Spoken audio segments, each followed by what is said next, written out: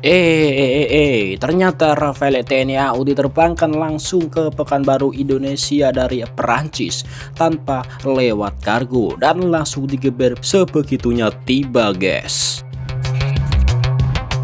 Halo Sobat Pertahanan, hari ini Langit Nusantara punya suara baru. Bukan suara petir tapi suara raungan jet tempur Rafale F4 milik TNI AU yang baru saja resmi mendarat di tanah air. Akhirnya macan udara kita tambah sangar lagi, guys. Bagian 1, kedatangan dan gebrakan pertama. Gak pakai lama, begitu mendarat di Lanut Rusmin Nurjadin Pekanbaru, burung besi asal Prancis ini langsung digeber sama pilot-pilot terbaik TNI Angkatan Udara kita. Bayangkan, pesawat Grace dari pabrik bau joknya aja mungkin masih bau parfum Prancis, sudah langsung mencicipi awan Indonesia. Ini bukan cuma soal gaya, tapi soal kesiapan tempur yang gak bisa ditawar-tawar lagi, guys. Bagian 2, cara pengiriman, nggak pakai paket kilat atau kargo. Nah, banyak yang tanya, bang, ini Rafael dikirimnya dipreteli terus masuk kontainer ya? Eits, jangan disamain sama kiriman belanja online kamu yang dibungkus dengan bubble wrap tebal. Rafael kita ini terbang langsung dari Perancis ke Indonesia, namanya VeriFly. Untuk teknis dan rutenya dengerin ya sobatku, dengerin. Jaraknya itu sekitar 11.000 km lebih. Bayangin, kalau naik motor matic mungkin udah ganti oli 5 kali di jalanan. Kalau motornya kebul malah sudah 7 kali ganti oli, guys. Tapi Rafael ini sakti mandraguna. Mereka menempuh perjalanan lintas benua dengan rute yang gak sembarangan. Namun untuk lokasi spesifik transit untuk batch pertama ini tidak dirilis secara detail untuk alasan keamanan. Admin beri gambarannya saja ya, guys.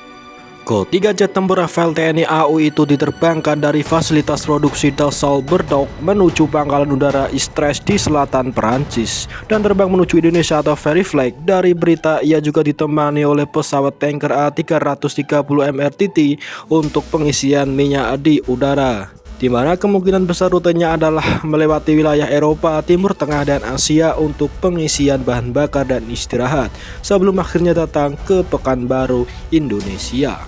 Lalu, bang, pilotnya gimana? Apa enggak pegel dan enggak capek? Tenang, mereka nggak mampir ke rest area buat beli kopi saset, tapi mereka melakukan air-to-air refueling. Jadi sambil terbang, ada pesawat tanker Airbus A330 MRTT yang menjulurkan selang bensin di atas awan. Itu namanya enyusu atau emi di udara, guys.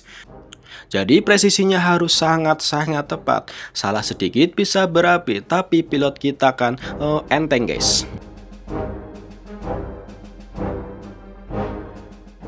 Bagian 3, teknis canggih si pintar yang mematikan. Kenapa kita harus bangga? Rafael yang kita terima ini standarnya adalah F4 alias versi paling baru dan paling pintar dan paling canggih dan paling mematikan. Ia juga jet tempur multiperan atau omnirol. Dia bisa jadi penyerang, pengintai, sampai pertahanan udara dalam satu misi.